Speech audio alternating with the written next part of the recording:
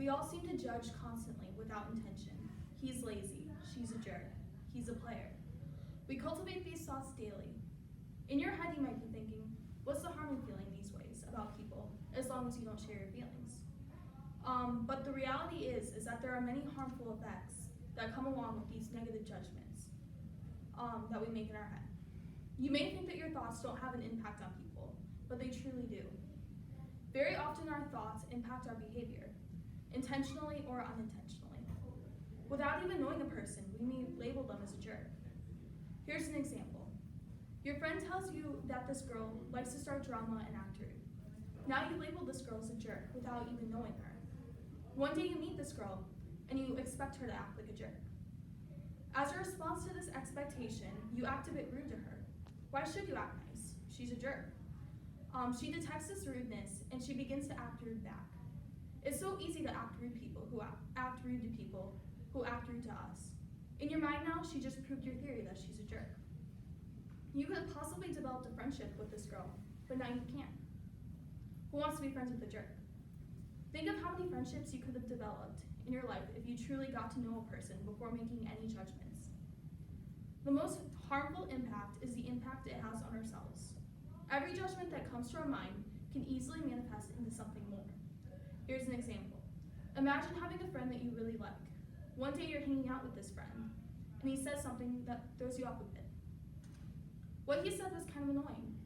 Next time you're with that friend, you start to notice other things that seem to annoy you. He has a weird haircut. He's so loud. He talks with his hands too much. Now in your head, you label this person as annoying. This will often cause you to avoid this person who wants to hang out with someone this annoying. But the truth is that your friend said one thing that threw you off, and now you don't even want to be around this friend because he's annoying in your head. He could have possibly worded what he meant wrong, or said it because he was having a bad day. But you'll never know because you decided to label him as annoying. This type of attitude can prevent beautiful friendships from being formed. I want to share a story about the worst judgment I've ever made. When I first arrived to Bishopsgate Golf Academy, I met a couple girls that I would be living with. One of these girls was really shy and quiet. At first I thought this was funny, but other things started throwing me off about her. She liked anime. I know it's not that weird, but at that time I thought it was really weird. She also liked to talk in a really high voice. For some reason, this high voice really threw me off. Was she doing it for attention? Then one day we were running, and she stopped running because of a knee problem. I thought she was lazy.